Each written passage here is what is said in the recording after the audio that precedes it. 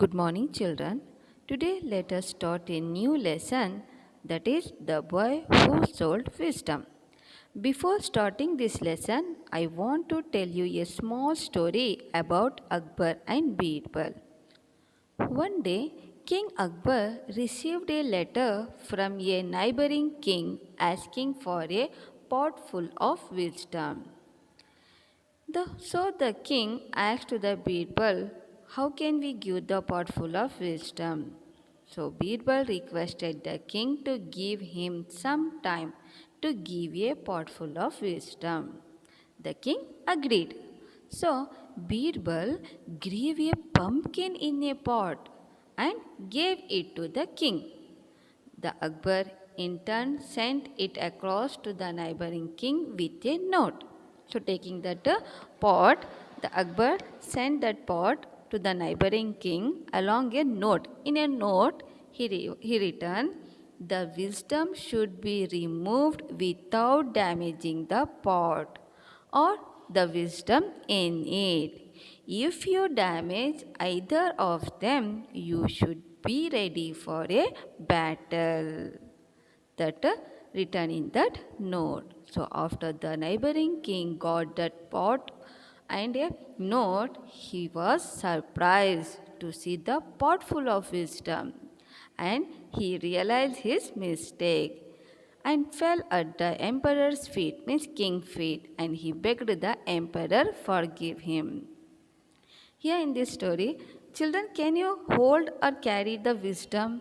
No. But here neighboring king asking a pot full of wisdom. How can he give the pot full of wisdom? And children, Birbal are very clever. So using of his cleverness and wisdom, he did like this. He grew a pumpkin in a pot full, as the neighboring king has to think it is a wisdom. So like that he played the tricks. So according to this story, we cannot hold and give the wisdom. Just we can advise to the people. Is it? So related about this story, here a beautiful lesson is given, that is the boy who sold wisdom. First I will read this lesson. Listen carefully. Nagendra was orphaned and found himself without a job. He was clever and he had learned many things by observing his father. One day he had a brilliant idea. He went into town and hired the smallest and cheapest place he could find and set up a shop. He spent a few nickel coins he had on paper, ink, and a pen over his shop. He put a placard that said, Wisdom for sale. All around him were merchants who had large shops. They sold cloth, jewelry, fruits, vegetables, and things that people bought every day. Nagendra called out all kinds of wisdom for sale, reasonable prices. The people who had come to buy things could not see anything in his shop but could only hear the words he was shouting.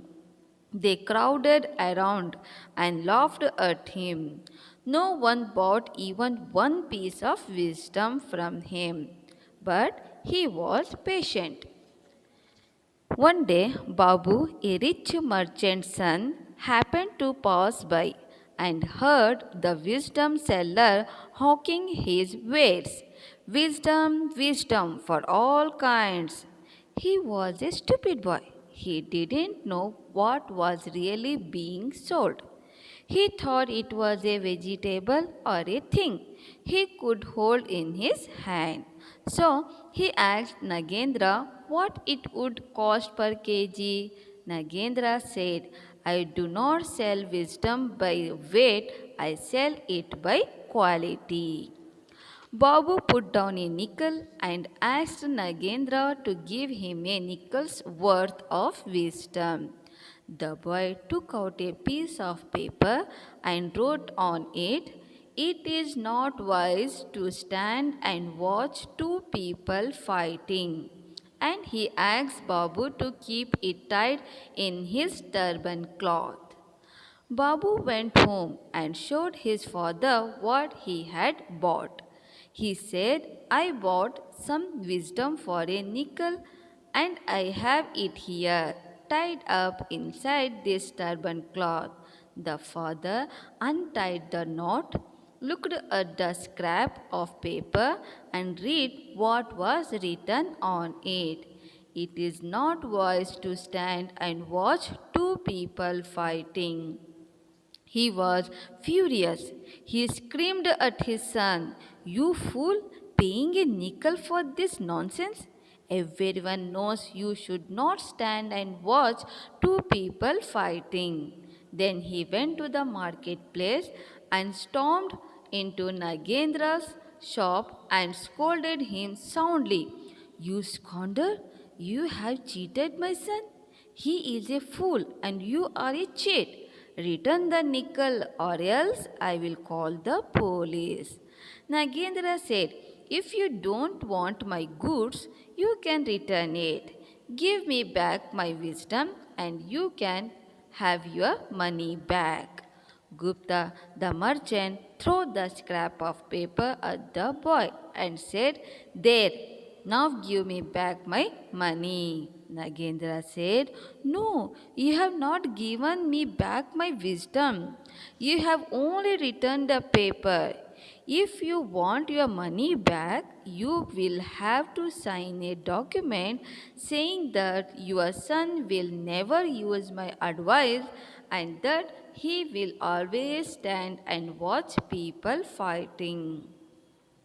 The passers-by supported Nagendra, so Gupta readily signed the document and took his money. He was happy that it had been easy to undo his son's foolish bargain. A few days passed. The king of that land had two queens who hated each other. So did their maids. They quarreled as bitterly as their mistresses. One day, each queen sent her maid to the market. The maids went to the same shop and both wanted to buy the same pumpkin. There was only one pumpkin, so they began to quarrel. Their abuses and gestures were so fierce that the grocer fled the place. Babu, who happened to be nearby, remembered his father's contract with Nagendra and went there to watch the quarrel. The maids fought, tore each other's hair, and came to blows. One of the maids noticed the merchant's son and said, You be my witness. She struck me. The other maid cried, You have seen with your own eyes who struck whom. You are my witness. She has hit me so many times. Then they remembered other errands and went their ways.